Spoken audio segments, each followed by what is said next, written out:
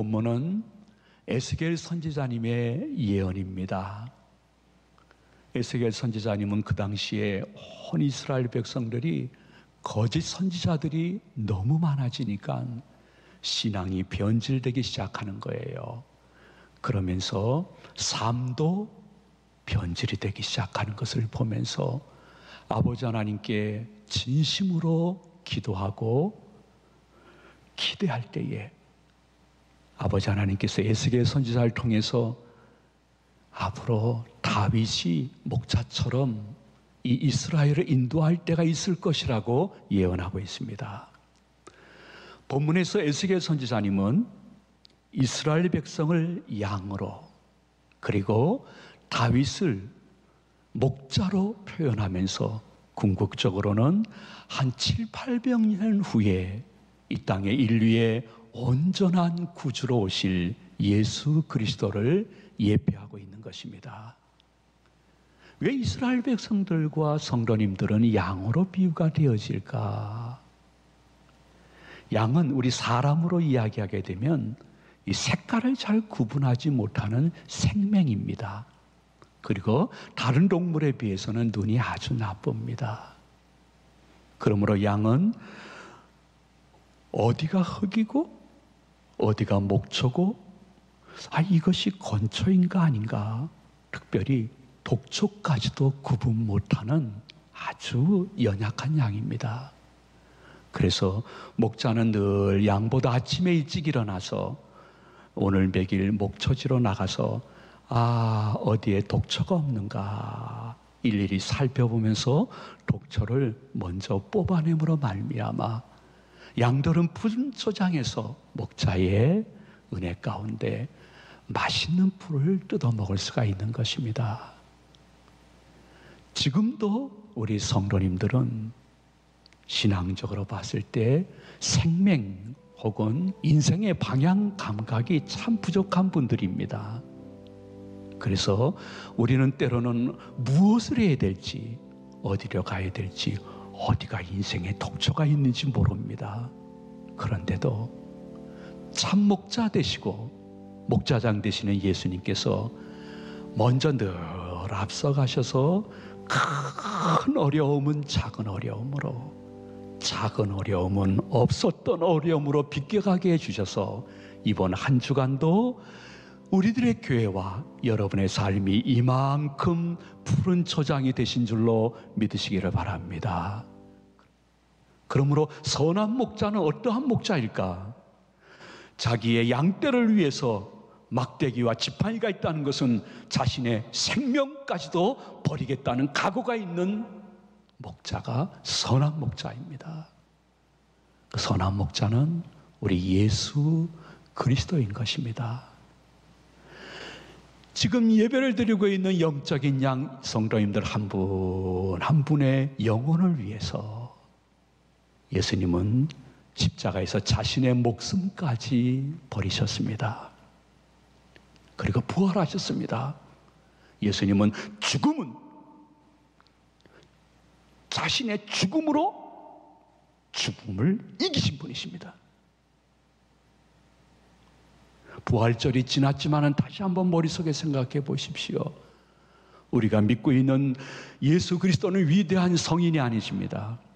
자신의 죽음으로 우리들의 죽임을 죽여버리신 분이십니다.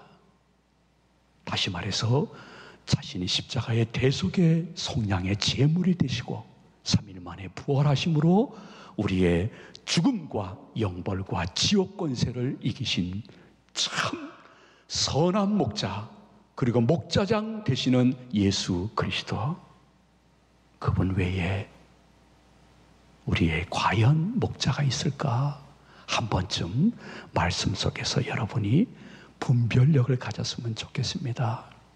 그러므로 자신이 양이요, 선한 목자는 예수님 한 분뿐이다 이렇게 생각하시는 분들은 막대기와 지팡이를 가지고 우리 곁에서 도우시는 그분 곁을 떠나지 않는 것이 신앙생활의 선택 과목이 아니라 필수 과목인 것입니다. 기독교의 예수 그리스도는 문자적으로 내가 마음속에 기억해야 될 분이 아니십니다. 훌륭한 선생님이 아니십니다. 그분은 부활하셔서 영으로 성도님과 함께 계시기 때문에 삶의 방향 전환을 마음에 결단하게 되면 그분이 성령으로 찾아오셔서 여러분의 짐을 대신 져주는 것을 볼 수 있는 체험, 간증, 그것이 다른 사람의 체험, 간증이 아니요 성도님의 체험, 간증이 되시기를 진심으로 소망을 드립니다. 물론 많은 사람들과 우리 교인들 중에도 어려운 일을 당하게 되어지면 나도 모르게 입에서 고백 나오는 것이 있습니다. 어쩌면 푸념일 수도 있고 화남일 수도 있을 것입니다. 세상에 믿을 놈 어디 있어? 나 외에는 믿을 사람 없어. 나는 나밖에 안 믿어. 이 순간에는 충분히 이해되는 이야기입니다. 사람들이 어려움 당하게 되면 좀 능력 있는 사람을 찾거나 신을 찾는데 그거 사람들이 의지력이 부족해서 그런 거야. 나는 아니야. 하지만 지금까지 저는 인생을 살아오며 수많은 사람들을 만나봤지만은 그러한 분들 중에도 어떠한 사람이나 상황이 너무 힘들게 되어서 마치 양처럼 판단력이 부족해지고 마치 양처럼 내가 이거 어떻게 해야 되지? 결단력이 사라지고 방향 감각이 없어지고 공격력 무기가 없어져 이거 어떻게 해야 되나? 어떻게 하다가 낙담하다가 좌절해서 그 좌절의 늪에서 빠져나오지 못하는 분들을 적지 않게 봤습니다. 자신을 의지하면 자신에게 집니다. 자신은 아무것도 아닙니다. 방향 전환을 해서 내 능력, 내 지혜, 내 판단력, 내 예지력이 아닙니다. 목자로서 나와 함께 부활하셔서 영으로 함께 해주시는 예수 그리스도의 능력, 그분의 지혜, 그분의 판단력, 그분의 예지력, 그분의 나를 인도하시는 목자장 되시는 그 힘을 의지하고 주여 앞서가소서 하고 인생을 다시 한번 매진해 볼 수 있을 때 그동안 느끼지 못했던 신앙생활의 아름다운 체험이 여러분의 될 것을 성경은 분명히 오늘 본문을 통해서 우리들에게 알려주고 있는 것입니다. 성도님들 한 분 한 분에게 이러한 말씀을 드리고 싶습니다. 성도님들 어떠한 순간에서라도 그분 예수 그리스도 목자장 되시는 그분 곁을 떠나지 않으면 틀림없이 피할 길이 있습니다. 이미 경험하신 분들도 있을 것입니다. 근데 만일 양이 목자를 떠나면 서서히 죽거나 어떤 땐 한꺼번에 맹수에 잡혀 죽을 수 있습니다. 한순간입니다. 양은 목자를 떠나면 죽습니다. 성도는 예수님과 그분께 드리는 예배와 말씀을 떠나면 서서히 죽든지 한순간에 죽을 수가 있습니다. 그러나 그럼에도 불구하고 정신을 차리고 목자장 되시는 예수님 그분을 모시고 그분을 앞세우며 인생을 살아가는 사람에게는 그분이 돌보시고 먹이시고 입히시고 인도해 주십니다. 심지어 선한 목자는 자기 목숨까지 내던지면서 자기 양떼를 보호하신다고 하니 예수님도 십자가에서 그리하셨고 부활하셔서 우리를 위하여 대신 싸워주시는 선한 목자임을 요한복음 10장 11절 이하에서는 이렇게 말씀했는데 우리 믿음으로 다 같이 봉독하도록 합니다. 나는 선한 목자라.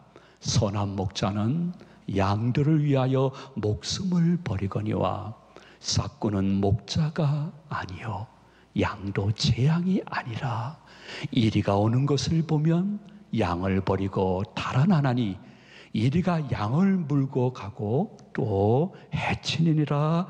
아멘. 여러분, 가짜 목자, 악한 목자가 아니라 선한 목자는 여러분의 영혼과 육신의 삶을 위하여 이미 목숨까지 버리신 분이시니 나머지 필요한 모든 일 의지하는 것만큼 그분이 역사해 줄 줄로 믿는 믿음을 가져야 될 것은, 때로는 저나 여러분들이나 스스로 이렇게 생각할 때가 있습니다. 나는 혼자 너무 까불어서 목자 곁에 있지 않고 내가 하고 싶은 대로 막 갔어. 지금 돌이켜보니까 이게 큰 실수인데 내가 무슨 귀신에게 씌었나? 내가 왜 그렇게 말하고 그렇게 행동했지? 이제 목자 대신 그분이 날 버리셨을 거야 생각하시는 분들이 분명히 있을 것입니다. 솔직히 있을 것입니다. 저도 그럴 때가 있었으니까요.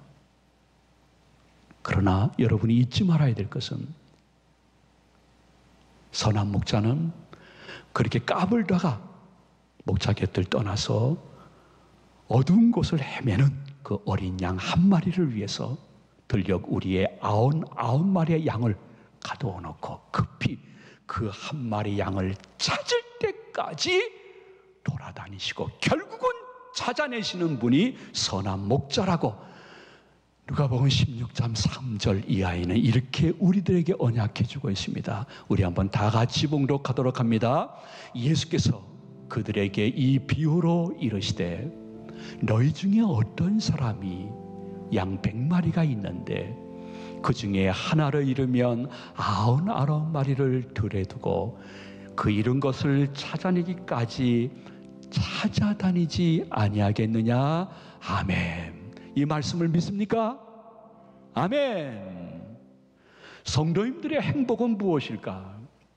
서로 갖고 있는 행복이 다 다르겠지만은 진정 기독교적인 성도님들의 행복은 아버지 하나님이 나 같은 것을 축복의 근원으로 사용하시고 요셉의 창고로 사용하셔서 아주 좁게는 내 가족에게, 조금 넓게는 내가 아버지 하나님께 기도하는 그 대상들에게, 그리고 이 사회와 대한민국을 우리들의 신앙과 기도를 보고 적절히 사방에 복을 내리신다는 것을 기억하시면서 성도님들은 복의 근원이요 요셉의 창고에 영권을 갖는 것이 진정한 성도의 행복일 것입니다. 혹시 같이 지금 예배를 드리고 있다 하면 여러분들이 이렇게 우리 가정에 복의 근원 누구실까 한번 마음속으로 생각해 보세요. 입으로 말씀하지 마시고요. 아빠일까? 엄마일까? 저 할아버지일까? 할머니일까?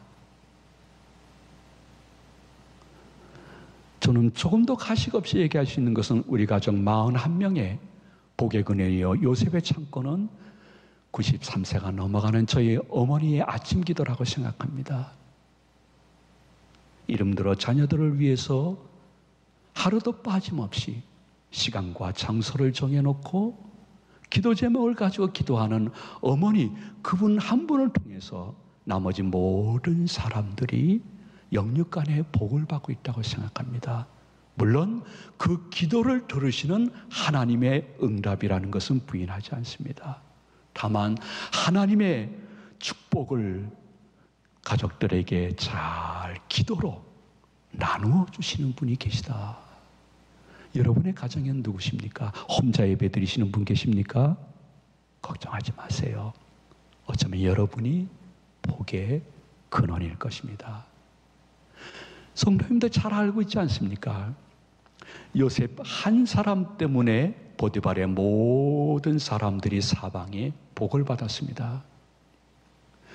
요셉 한 사람 때문에 감옥에 있던 그 주위에 있는 많은 사람들이 복을 받고 왕궁으로 다시 간 분들도 계십니다. 요셉 한 사람 때문에 애굽이 큰 흉년 속에서 대국으로서 식량이 넘치게 되었고, 요셉 한 사람 때문에 아버지와 나머지 모든 가족 식구 70명이 긴 7년 흉년을 의식주에 걱정이 없도록 하나님은 역사하셨습니다. 여러분들 자신을 너무 과소평가해도 안 되고 과대평가해도 안 되겠지만은 이 한 가지는 마음속에 주일날 기억해야 됩니다. 아버지 하나님, 제가 이 가정의 복의 근원이 되기 위해서 목자장 되시는 예수님 곁을 떠나지 않고 믿음으로 기도하겠사오니 주여, 저의 기도가 하나님께 영광도 되지만은 나머지 가족 식구들의 모든 삶 속에 은혜와 복이 되게 하여 주시옵소서. 그런데 참 고마운 것은 아버지 하나님이 언약해 주시되 때를 따라 소낙비를 내리되 복된 소낙비도 내리리라고 말씀하셨습니다. 주님은 어떠한 분이실까? 주님은 우리들에게 소낙비를 내리시되 때를 따라 내가 정말 그렇게 원치도 않았고 기도도 못했는데 복된 소낙비를 내릴 때가 있다는 것입니다. 그것이 그분의 심성이라는 것입니다. 이스라엘 팔레스타인 지방은 비가 오지 않는 지방입니다. 그러나 매일 아침 이슬을 내립니다. 그러나 그 아침 이슬을 가지고 이스라엘 백성들이 식수로 사용하거나 농사 짓는 데는 턱없이 부족합니다. 옛날에는 그저 천수답이었습니다. 그러면 하늘을 바라보면서 언제 비가 좀 올래나 간절히 바라고 있을 때 아버지 하나님은 자신들이 택한 백성이기 때문에 때를 따라 소낙비를 내려주십니다. 어떤 소낙비는 정말 복된 소낙비, 이스라엘 백성들의 생명을 좌우하는 소낙비를 내려주신다는 것입니다. 영적인 이스라엘 하나님의 백성들, 우리 저희 가족들 한 명 한 명에게도 목자장 되시는 예수님께서 매일 아침 이슬처럼 여러분의 가정에 임재하십니다. 하루를 지나고 그것을 느끼시는 분이 있고 그거를 인지하지 못하는 분들도 있으면 부인할 수 없습니다. 근데 내가 늘 부활하셔서 아침 이슬처럼 우리 가정 범백사와 우리 가족에게 임재하시는 그분의 은혜를 느끼지 못한다 할지라도 그분은 매일 아침 이슬처럼 우리 가정에 찾아오십니다. 매일 우리 가정을 지켜주시고 보호하시고 인도해 주십니다. 느끼지 못해도 느끼시는 분은 주무실 때 이렇게 기도하면 좋을 것입니다. 오늘 하루도 아침 이슬처럼 저희 가정을 지켜주신 주님 감사합니다. 예수님 사랑합니다. 그러나 회개합니다. 긍휼을 베풀어 주옵소서. 저는 어떠한 방언보다도 좋은 것이라고 생각합니다. 그런데 가끔 이스라엘 백성들에게 복된 소낙비를 내려주는 것처럼요, 경건이나 삶이나 기도의 질과 양으로 봤을 때는 하나님의 저울에 따라서 한참 부족한데 이건 예상치 못했던 복된 소낙비 같은 은혜가 우리들의 가정에 지난날 갑작스럽게, 돌이켜보면 아주 알맞게 그리고 풍족하게 내려져서 우리 가정 범사의 삶의 땅이 촉촉히 젖혀지고 그리고 삶의 열매가 있어서 아버지 하나님께 너무너무 감사해서 무엇으로 감사할꼬 하다가 여러분들이 감사 예배와 감사 헌금으로 주께 영광 돌렸던 일들을 기억하고 있을 것입니다. 하나님은 지금도 예수 그리스도로서 이 땅에 오셔서 임마누엘 하시면서 여러분 가정에 앞서가시며 꼭 필요할 때는 복된 소낙비와 같은 은혜를 주셨고 앞으로도 주실 그분을 향하여 진심으로 감사와 영광과 찬송을 드릴 수 있는 복스러운 주일이 되시기를 진심으로 소망을 드립니다. 신앙은 무엇일까요? 선한 목자여 목자장 되시며 매일 아침 이슬처럼 임재하시고 때로는 복된 소낙비처럼 다가오시는 그분을 내가 기대하느냐 기대하지 않느냐에 따라서 열매는 차이가 나는 것입니다. 기도를 하고 기대하지 않는 사람에게 무슨 열매가 있고 선한 목자와 복된 소낙비가 의미가 있겠습니까? 여러분, 기도했으면 기대하고 기다리다가 기쁨과 기적을 경험하는 우리 제가족들 되시기를 소망을 드립니다. 믿음은 기대하고 기도하고 기다리는 것입니다. 어떤 시어머니가 며느리가 돌아왔는데 너무 오랫동안 임신하지 못해서 너무 며느리를 향해서 기도도 하지만은 대신 미안했다고 합니다. 근데 그 교회에서 부흥회가 있는데 이 권사님 마음속에 난 부흥 강사님께 우리 며느리 한번 안수기도 받게 할래 해가지고 나오지 않겠다는 며느리를 부흥회에 나오게 해가지고 그냥 강제적으로 데리고 가서 담임 목사님의 허락을 받아 부흥 강사님의 안수기도를 받게 되었대요. 이 시어머니 권사님이 너무 기쁘고 감사하고 기대하면서 목사님이 기도할 때마다 그냥 아멘, 아멘, 아멘 이대로 될 줄로 믿습니다 하고 기도를 받았는데 이 며느리는 믿음이 없고 기대가 없기 때문에 내 목을 자꾸만 이렇게 눌러 까나 강사 목사님 손에 힘도 세다 하면서 그냥 너무 힘들게 안수기도를 받은 것 뿐이래요. 근데 놀라운 사실은 얼마 후에 그 가정에 놀라운 소식이 교회에 들려졌습니다. 드디어 임신하게 되었다는 것입니다.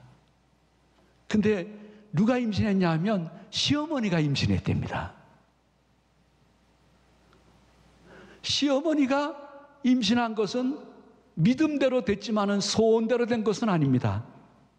소원은 며느리가 임신하기를 원했는데 아멘, 아멘 기도하고 기대하고 기다리는 마음으로 간절히 기도를 받았던 그 시어머니만 임신하고 며느리는 임신하지 않았다는 전서 따라 삼천리 같은 이야기니까 그렇게 너무 깊게 듣지 마세요. 근데 제가 말씀드리려는 것은 때로는 우리가 믿어지지 아니하는 복된 소낙비 같은 은혜가 그분께 있을 때 믿지 않을 때 아버지 하나님은 그래도 믿게끔 역사하신다는 것을 저 장막 뒤에서 도대체 이 나이에 내가 임신한다고 하면서 비웃음을 샀던 사라를 통해서 우리가 알 수가 있습니다. 그런 하나님의 사자가 다시 한번 너에게 복된 소낙비가 있을 거야. 아들을 낳을 거야. 두 번째 얘기할 때는 믿으신 하나님의 언약인 줄 알고 받았다가 그 믿음대로 응답을 받는 장면이 히브리서 11장 11절에 기록되어 있습니다. 우리 한번 다 같이 봉독합니다. 믿음으로 사라 자신도 나이가 많아 단산하였으나 잉태할 수 있는 힘을 얻었으므로 이는 약속하신 이를 믿으신 줄 알았음이니라. 아멘. 말씀을 마칩니다. 사랑하는 성도 여러분, 오랜만에 영상 예배를 드리던 꾸준히 영상 예배를 드리던 드리심이 아버지 하나님 보실 때는 예쁨입니다. 이런 표현에서 미안한데요, 그분이 보실 때는 예쁜 짓 잘하는 것입니다. 오늘도 잘하셨습니다. 신앙생활은 어려운 숙제를 푸는 것처럼 힘든 여정이 아닙니다. 신앙생활은 믿음으로 말씀 선포될 때에 아멘 하고 그 말씀이 성취되는 것을 보며 감사할 수 있는 것이 신앙생활의 아름다움이라고 생각합니다. 그리고 참 맛이라고 생각합니다. 예수 그리스도 부활하신 그분은 우리의 선한 목자여 목자장 되셔서 우리를 위하여 목숨까지 버리실 각오가 계신 분이십니다.